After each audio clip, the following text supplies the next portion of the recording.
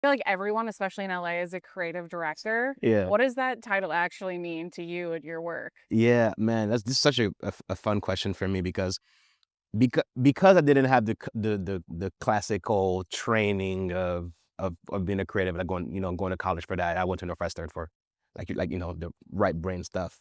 I thought I thought creative director was like you had to be like the Thanos of creativity and have like all five stones. You got to be a phenomenal writer, phenomenal designer, phenomenal strategist, phenomenal all of those things. Come to find out, it's just not quite that at all. Like so I thought it was I felt like a fraud if I called myself a creative director if I'm not able to be a sharp writer, be a sharp designer or sharp animator. So I was learning all of these things because I thought that's what a creative director was.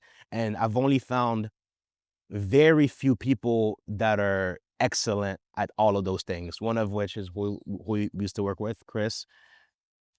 That guy has always been like the epitome of like a creative director to me because he could do everything. He could be an amazing writer. He'll stay up with me on Photoshop until 2 a.m. and make incredible designs. And he could do 3D. He could do all these things. That's what I thought it was. I think in addition to that, now maybe it's also a world builder, a visionary, somebody that can see from a bird's eye view to assemble the right crew to make things happen. I feel like there should be a level of both worlds where maybe you don't have to do everything, but you have to be somewhat sharp enough at most of those things and also have that skill of delegation and strategy to assemble a team and be a great culture builder. I think that's what that means. Some people might agree, some people might disagree, and I don't know. What do you think? What do you think it means?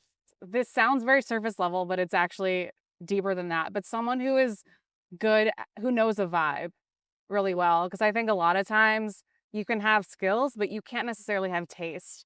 And if you're going to be a leader, a creative director, a leader, you need to be able to steward an idea from start to finish. You need to know when to take advice, when to ignore it and say, this is best for the brand or the project or the artist or the idea. Really being able to cultivate something that people want to lean into and has an emotional experience because, yeah, anyone can like slap a logo on something, but being able to like care and lean in and craft something, I think definitely takes skill and a Hmm. level of like practice for Hmm. sure.